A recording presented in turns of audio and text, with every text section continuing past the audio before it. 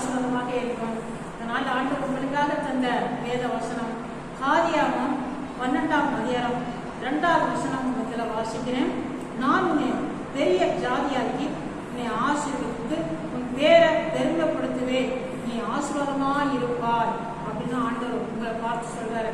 பாருங்க, நான் சொல்றது எனக்குன்னா உன் பேரை பெருமைப்படுத்துவேன் அப்படின்னு ஆண்டவர் சொல்றாரு.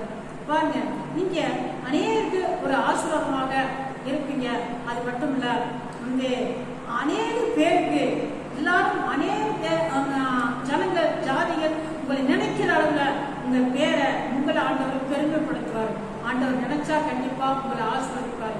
நீங்க ஆண்டவரை வந்து என்ன செய்யணும், அண்டி கொள்ளணும், நீங்க அவர்கிட்ட நெருங்கணும், கண்டிப்பா உங்க பேரை பெருமைப்படுத்துவாரு. பாருங்க, எப்படி பெருமைப்படுத்துறதுன்னு இன்னும் நம்ம யோசிக்கலாம். நான் வந்து ஆசீர்வாதம் தானே இருக்கிறேன், என் வீடு வரையும் நல்லா இருக்கிறேன், எனக்கு எல்லாம் போதுமானது எல்லாமே இருக்குது அப்படிலாம் நீங்க நினைக்கலாம். ஆனா இன்னும் வந்து யோசிக்கலாம், நான் வந்து என்ன செய்ய முடியல, உயர்ந்த நிலைமையில வரல அப்படிலாம் யோசிக்கலாம். என் பிள்ளைல வந்து ஒரு உயர்ந்த நிலைமையில வர முடியல, நாங்க இதை ஒரு குறிப்பிட்ட இதை எல்லைக்குள்ளே தான் நிற்கிறோம், நாங்க கடக்க முடியல அப்படிலாம் நீங்க நினைக்கலாம். ஆனா ஆண்டவர் நினைச்சா உங்களை ஆசீர்வதிக்க முடியும், உங்களை தூக்கி விட முடியும். பாருங்க, பெருமைன்னு சொன்னாக்க என்ன பாருங்க, நம்ம உலக அளவில் நம்ம பார்க்க போனாக்க வந்து தலைவர்களை நம்ம யோசிக்கிறோம், பார்க்கலாம். எம்ஜிஆர் நமக்கு தெரியும். நான் இன்னைக்கு எம்ஜிஆர் வந்து மறக்க முடியாதவங்க யாருமே கிடையாது. அதே போல வந்து என்ன சொல்ல போனா காந்தி தாத்தாவை நினைக்கிறாங்க, வந்து கலைஞரை நினைக்கிறாங்க. பெரும் தலைவர்கள் அவங்க வந்து உலகத்துக்காக தேசத்துக்காக வந்து தியாகம் பண்ணி அவர்கள் வாழ்ந்த வாழ்க்கை, ஜனங்களுக்கு ஏழை எளியவர்களை தூக்கி விட்டது, உதவி செய்தது எல்லாம் வந்து இன்னைக்கு மறக்க முடியல ஜனங்கள். எனக்கு இப்ப இருந்து எனக்கு இந்த காரியத்தை செய்தாரு அப்படின்னா நம்ம யோசிக்கிறோம். அதே போல ஏசப்பா வந்து உங்க பேரை பெருமைப்படுத்துவார்.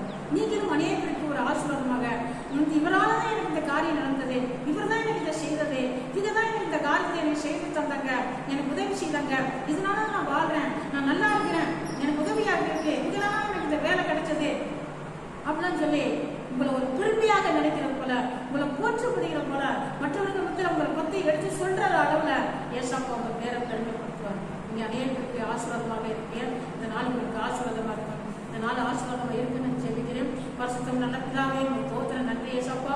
ஆண்டவரே, உங்க தோத்திரம் இந்த வார்த்தையை கேட்டால் ஆண்டவரே அப்பா, அருமையான சகோதரன் ஒவ்வொருத்தரையும் ஆண்டவரே இயேசுவே உங்க தோத்திரம் அப்பா, தனித்தனியா பேருப்பரா நீங்க தொட்டு ஆசீர்வதிங்க, உன் பேரை பெருமைப்படுத்துவேன்னு சொன்னீங்களே ஏசப்பா. ஏசப்பா உன் தோத்திரம். இதை கேட்கிற ஒவ்வொருத்தருடைய பேரை ஆண்டவரை நீங்க பெருமைப்படுத்துங்க ஆண்டவரே. யாரெல்லாம் விசுவாசிக்கிறாங்களோ, அண்டி கொடுறாங்களோ ஏசப்பா ஆண்டவரே உன் தோத்திரம், ஆண்டவரே எனக்கு உதவி செய்யும் சொல்றாங்களோ அவர்களுடைய பேரை நீங்க பெருமைப்படுத்தும். ஆசீர்வதிங்க தகப்பனே, உன் தோத்திரம் நன்றி ஏசப்பா. ஆண்டவரே ரட்சிக்க ஆண்டவரே உன் தோத்திரையா அப்பா, நீ கிரியை செய்ய ஆண்டவரே அப்பா. இதை கேட்கிற ஆண்டவர் அருமையான சகோதரன் ஆண்டவரே, சகோதரியர், ஊழியக்காரங்கள் ஆண்டவரே அப்பா தோத்திரம், பரிசுத்தவங்க விசுவாசிகள் ஆண்டவரே ஒவ்வொருத்தருடைய பேர் ஆண்டவரே ஊழியத்திலே ஆண்டவரே அப்பா உன் தோத்திரம் பெருமைப்படுத்துங்க ஆண்டவரே. ஏசாப்பா உன் தோத்திரம் நாங்க பாக்குறது போல இந்த சாமியோட தீர்க்க தரிசை பார்க்கிறோம் ஆண்டவரே, மோசையை பார்க்கிறோம் ஆண்டவரே. உன் தோத்திரவர்கள் ஆண்டவரை கர்த்தருக்காக வல்லமையாக பயன்பட்டத ஆண்டவரை பவுல பார்க்கிறோம். இவர்களை போல ஆண்டவரை பிள்ளைகளை ஆண்டவரை அப்பா ஆண்டவரே உன் தோத்திரம் உலக அளவில் ஆண்டவரை வல்லமையாக எடுத்து நீர் பயன்படுத்தும் பரிசுத்தவங்களை ஊழியக்காரங்களை ஆண்டவரை அவர்களுடைய பேர்களை நீர் பெருமைப்படுத்துங்க ஆண்டவரை. உன் தோத்திரம் நன்றி ஏசப்பா. ஏசப்பா உன் தோத்திரம். இந்த வார்த்தை கேட்கிற எல்லாரும் ஆசீர்வாத நேரத்தில் ஆண்டவரே வியாதி படிக்கல இருக்கிற ஒவ்வொருத்தரையும் இயேசு கிறிஸ்துவின் நாமத்தால் விடுதலாக்கி சாட்சியாக நிறுத்துங்க ஆண்டவரை. உன் தோத்திரம். இதனால ஆண்டவர் அப்பா பிறந்த நாளை சந்திக்கிறவர்களை ஆண்டவரை சிறியவர்கள் பெரியவர்கள் எல்லாரும் ஆசீர்வதிங்க. திருமண நாளை சந்திக்கிற குடும்பத்தினர்கள் தேவன் ஆசீர்வதிங்க. அவர்களுக்கு இந்த வருஷம் ஆசீர்வாதமா இருக்க உதவி செய்யுங்க தகப்பனே. அப்பா உன் தோத்திரம். விவசாயிகளுக்கா தோத்திரம், மீனவர்களுக்கா தோத்திரம், கடை வியாபாரிகளுக்கா தோத்திரம், இவர்களுடைய குடும்பத்தினர்களை தேவன் ஆசீர்வதிங்க ஆண்டவர். நஷ்டங்கள் வராதவர்களை காத்து வருங்க தகப்பனே. உன் தோத்திரம் நன்றி ஏசப்பா. ஏசப்பா உன் தோத்திரையா ஆண்டவரே. இன்னைக்கு வாழ்க்கையில முன்னேற முடியலே, நான் படிச்ச படிப்புக்கு ஏற்ற வேலை கிடைக்கலையே இன்னெல்லாம் சொல்லி ஆண்டவரே ஏசப்பா உன் தோத்திரம் தோத்திரையா.